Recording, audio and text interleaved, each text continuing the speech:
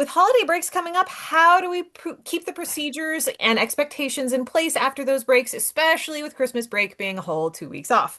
So it's a really long time to forget what classrooms should look like and come back a little chaotic. I think it's a great question, and honestly, front loading it is super important. So reminding kids right before they go on break, like we're about to go on break, it's going to be awesome, it's going to be fun.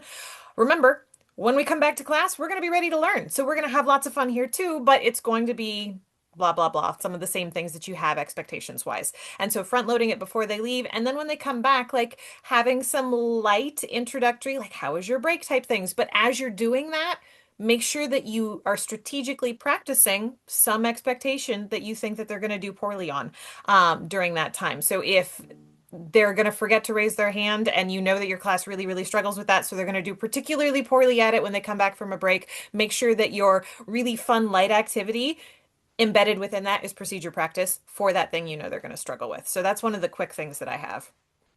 Yeah, I was just going to say similarly. I mean, the front loading is really smart, but yeah, like when they get back, that is, I mean, especially after Christmas break, that is a great time to just treat it like a mini beginning of school, right? You're not going to go like as crazy as you did the beginning with expectations and procedures, but that's yeah, the great turn. Just review some expectations, re-practice some procedures, be ready to be really vigilant for a few, so just kind of have that mindset of like, yeah, I'm gonna be ready. It can also be a great time to do a reset if you want, if you find an area where you're like, we need to fix this, that's a great time to do a classroom reset, but you almost even don't need it because it's like this fresh start. It's 2026, so now we're gonna do this differently.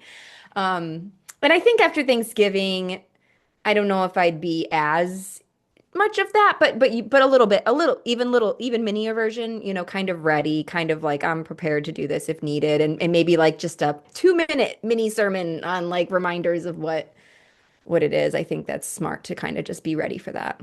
Another thing that I've had some success with is just right before they go do a particular transition, when they go and get their supplies or are lining up to go out, just taking a moment to remind them of those expectations, but then asking them, okay, everybody, I want you to think about what are you going to look like? What is it going to sound like in here? And so they're just taking a moment to visualize that, which basically is bringing them back to the way that those routines and expectations were running smoothly before the break as well. And also just taking a moment to calm before that transition takes place.